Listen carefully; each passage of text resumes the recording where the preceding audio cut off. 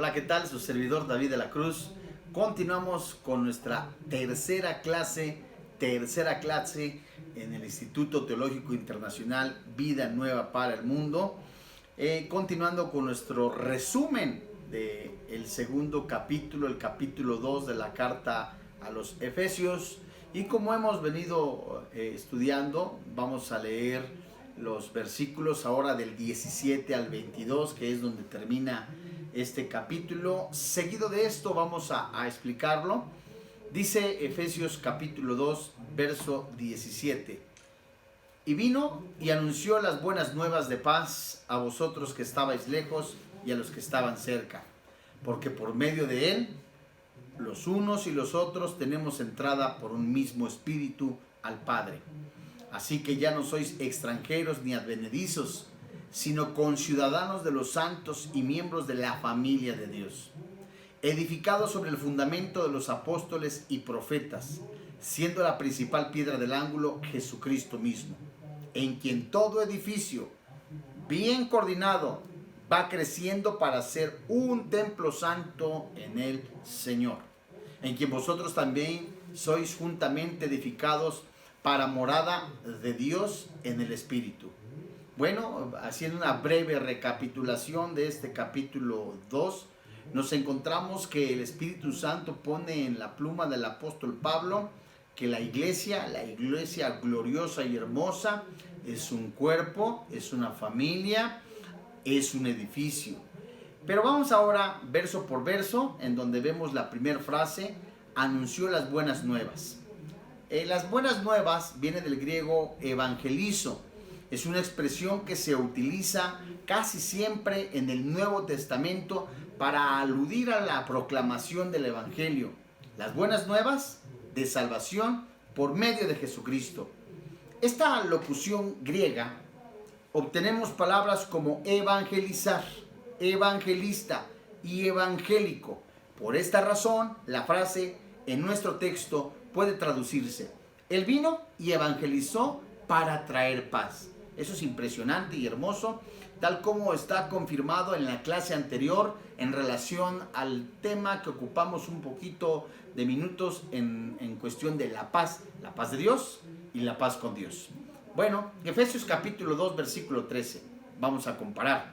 Pero ahora en Cristo Jesús, vosotros que en otro tiempo estabais lejos, habéis sido hechos cercanos por la sangre de Cristo. Como se declaró en el verso anterior, los que estaban lejos son los gentiles y los que estaban cerca son los judíos.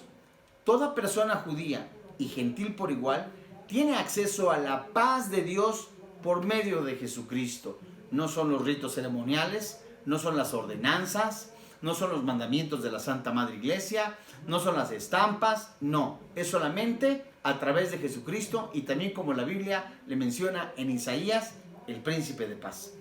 Quiero citar pues y dar lectura a Isaías capítulo 9, versículo 6, donde la Biblia dice: porque un niño nos ha nacido, hijo nos es dado, y el principado sobre su hombro, y se llamará su nombre admirable, consejero, Dios fuerte, Padre eterno, príncipe de paz. Comparándolo con Juan capítulo 14, versículo 27, dice: la paz os dejo, Jesús hablando, mi paz os doy, yo no os la doy como el mundo la da. No se turbe vuestro corazón, ni tenga miedo. Esto es hermoso porque en este capítulo 14 de Juan habla de un momento de inestabilidad emocional de sus discípulos. Habla de un momento en donde él está anunciando que tiene que irse, pero esto es impresionante.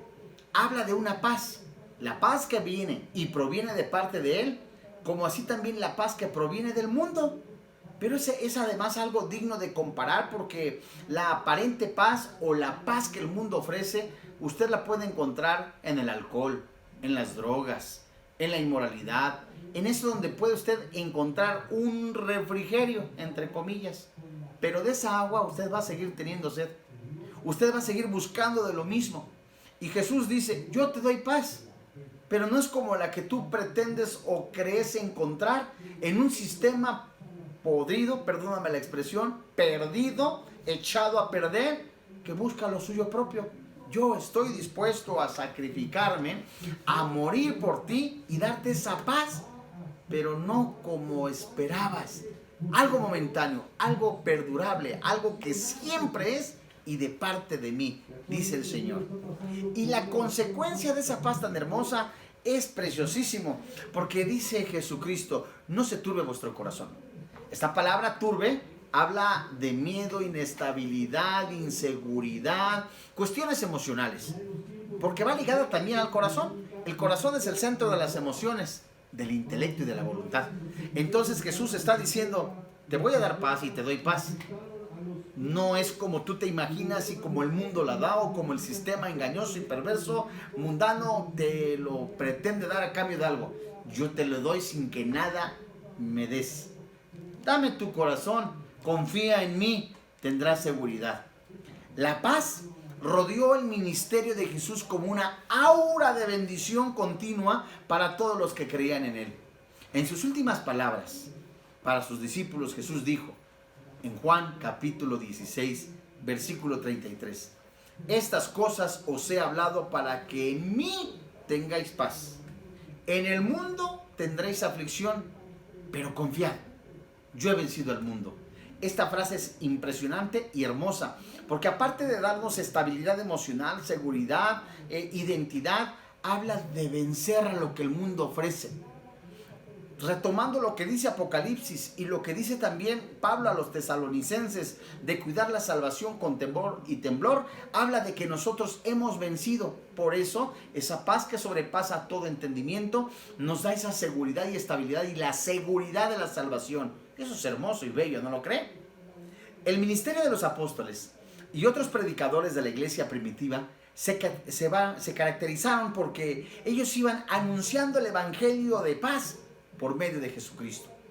El libro de los Hechos lo describe de esta manera en el capítulo 10, versículo 36. Dios envió mensaje a los hijos de Israel, anunciando el evangelio de paz por medio de Jesucristo. Este es el Señor de todos. Es impresionante. La paz es esa paz, la paz de tener con Dios y la paz con Dios. ¿Por medio de quién? De Jesucristo. Y dice una palabra muy interesante, Señor. Esta palabra, Señor, es Kurios, que es soberano, dueño y que está por encima de todo. Entonces imagínate, Dios, el mismo Dios, el Padre, el Dios de todo, envía a sí mismo o se envía a sí mismo en semejanza de hombre a Jesús, él mismo, y manifiesta ese amor, esa bondad. Haciendo un breve paréntesis, nos recuerda lo que el evangelista Juan dice, en el principio era el verbo y el verbo era con Dios. Esa palabra era es estar cara a cara, es y siempre ha estado.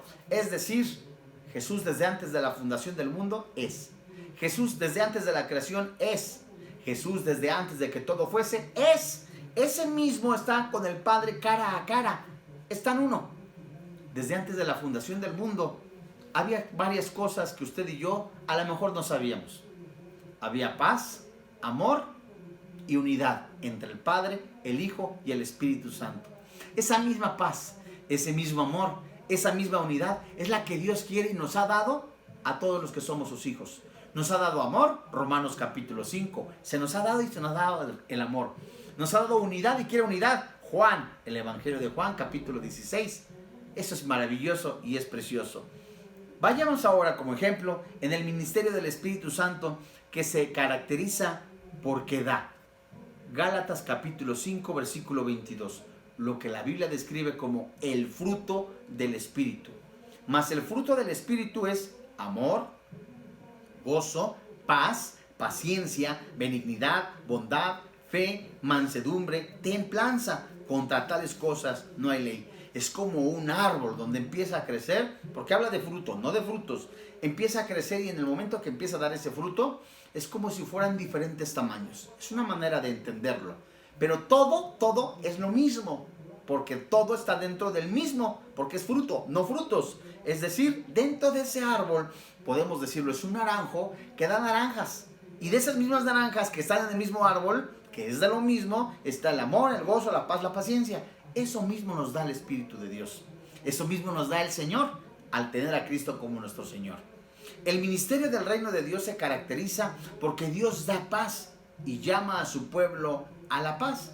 Veamos lo que escribió el apóstol Pablo en la carta a los Romanos en el capítulo 14, versículo 17. Porque el reino de Dios no es comida ni bebida, sino justicia, paz y gozo en el Espíritu Santo.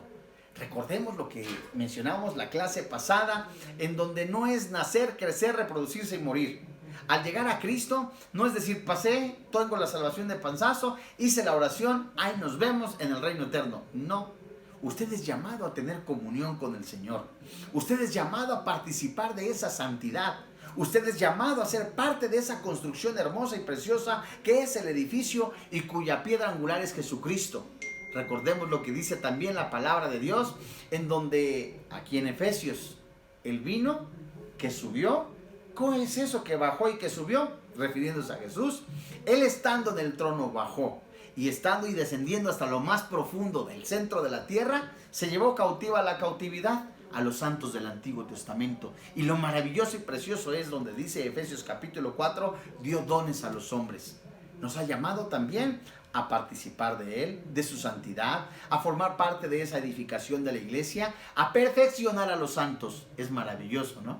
Porque todos los cristianos tenemos dones, todos, absolutamente todos. Dios no hace acepción de personas, pero no todos son apóstoles, no todos son profetas, no todos son evangelistas. Basta con que usted tenga más tiempo con el Señor, comunión con el Señor, y descubra entonces pues lo que Dios le ha dado para edificar a los santos. Vayamos pues a Efesios capítulo 2, versículo 18. Dice la Biblia, porque por medio de Él, los unos y los otros, tenemos entrada por un mismo espíritu al Padre. ¿Recuerdas que hace un rato, o en la clase anterior, vimos la palabra Él se refiere a Jesucristo? Es decir, por Cristo. Al tener a Jesucristo, también tenemos acceso por el Espíritu Santo al Padre. Y los recursos de la Trinidad entera son nuestros en el momento que recibimos a Jesucristo. No solo recibimos una reconciliación jurídica, sino una relación íntima, real, que tiene valor práctico porque podemos presentar nuestras necesidades al Padre. Esto es maravilloso. Podemos aquí sacar varias preguntas. ¿Cómo debemos de presentar nuestras necesidades al Padre cuando el Espíritu Santo mora dentro de nosotros? ¿Acaso no las conoce? Esto también es una pregunta muy buena. ¿Por qué? Porque si el Espíritu Santo mora, cohabita junto con nuestro espíritu y está dentro de él, eso habla de intimidad. Claro que las conoce, claro que sabe lo que necesitamos, sabe cuando estamos tristes, cuando estamos contentos, cuando tenemos alguna adversidad, lo sabe, pero él realmente quiere tener una comunión, quiere glorificarse, quiere extender su mano de poder y amor y darle a usted, sí, en base a su voluntad, lo que necesita. Eso es lo que dice Pablo en la carta a los Filipenses, porque te dará también más allá de lo que tú quieres o piensas. Es maravilloso, ¿no? Entonces habla literalmente de más allá, de una solicitud cualquiera. Habla de tener una relación personal con ese Dios vivo.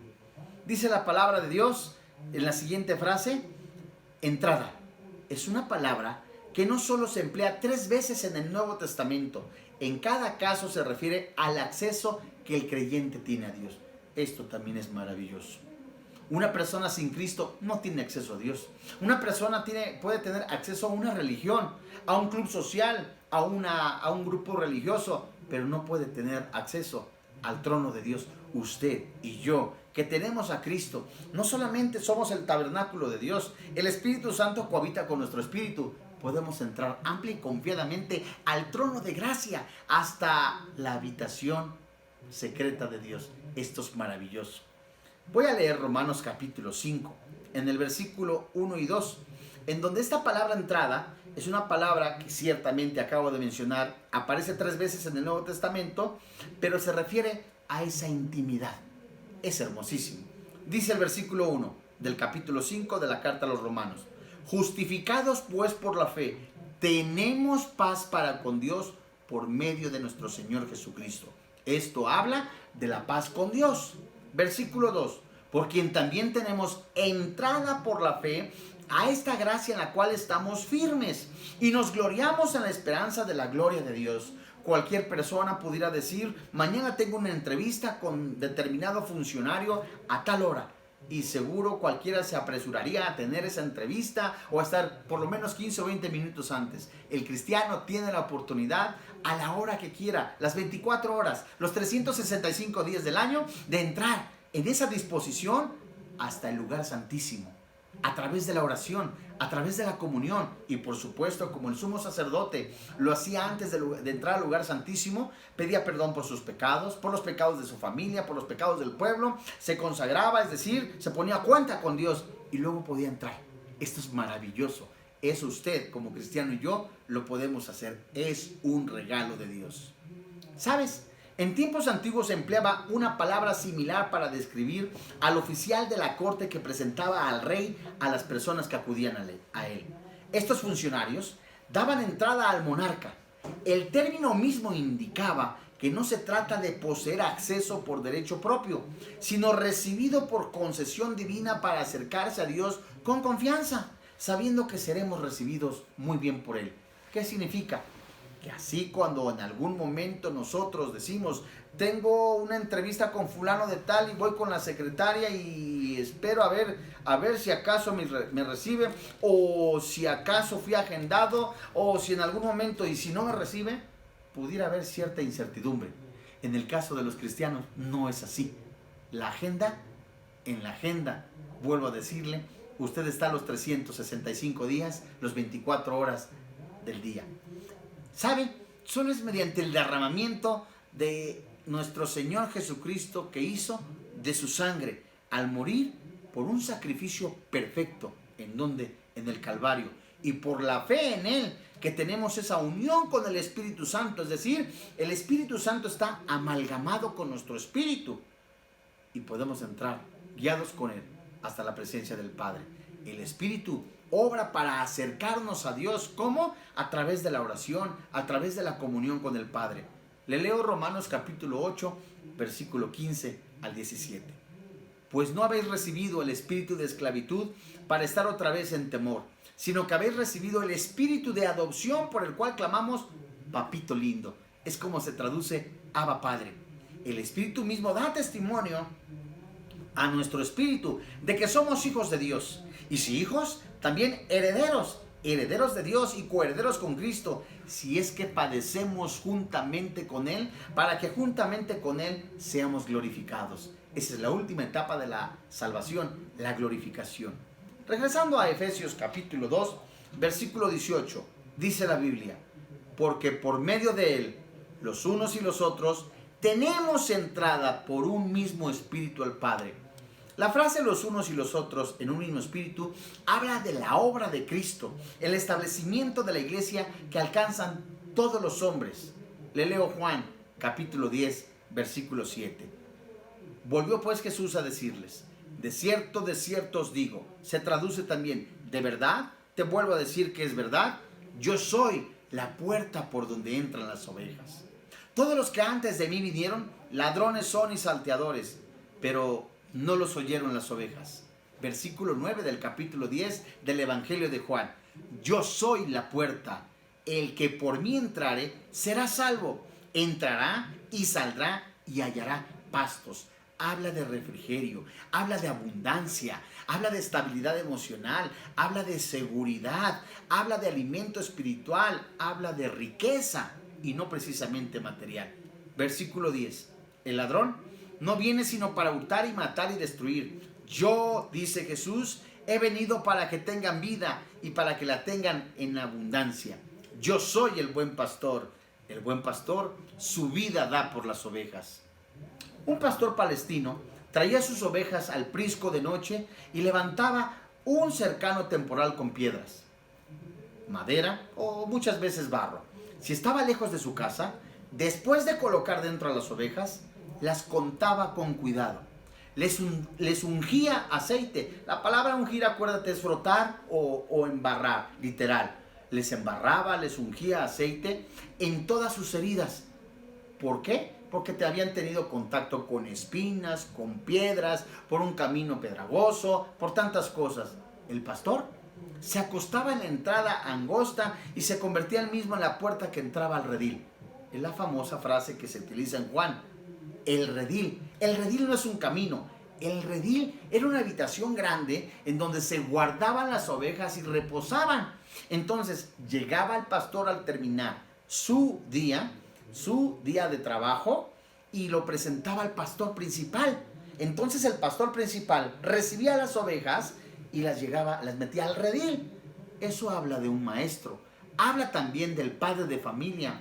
Habla del cristiano, el ponente de la palabra, el expositor de la palabra, que tiene que rendirle cuentas al pastor de pastores, que tiene las ovejas que no son suyas, y que el redil es llevarlas a Cristo, llevarlas al aposento de Cristo, al descanso con Cristo. Eso es maravilloso, ¿no cree? La única puerta y la entrada a la presencia de Dios es Jesucristo. Ese redil es el reino y es a través de Jesucristo. Además, es una entrada maravillosa y gloriosa que nunca puede ser quitada. Siempre lo podemos decir.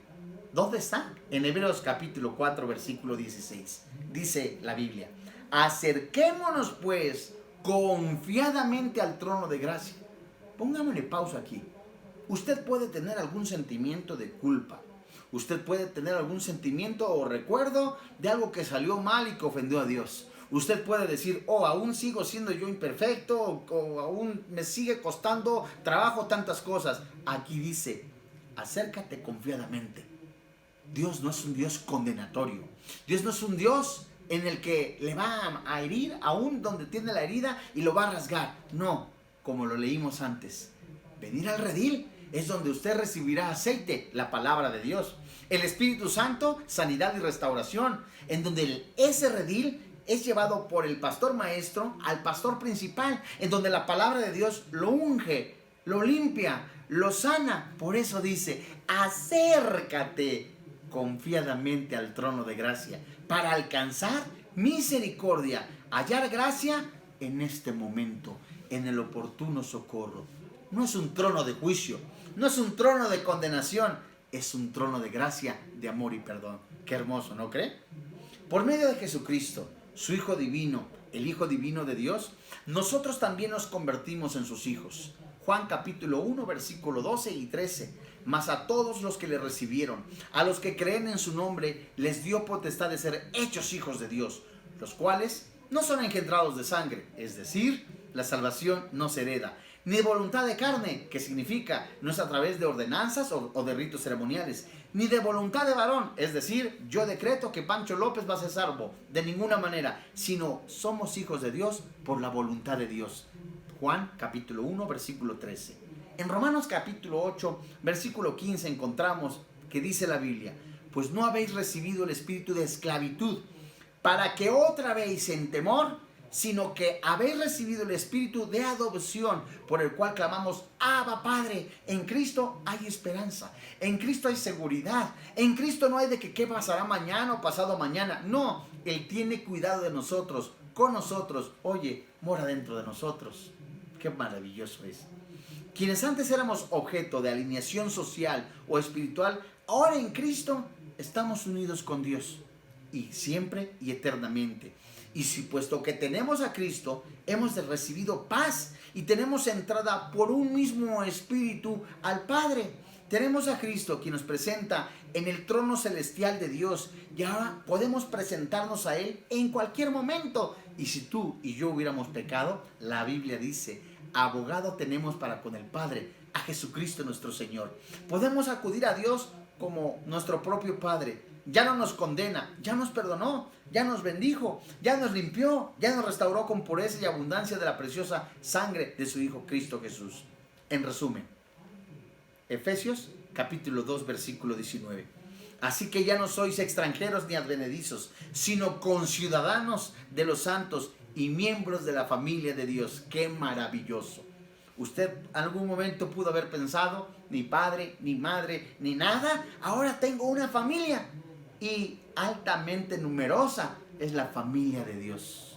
Pablo finaliza su discusión de la unidad maravillosa del cuerpo de Cristo con 3 metáforas que ilustran: conciudadanos, la familia de Dios y un templo santo del Señor.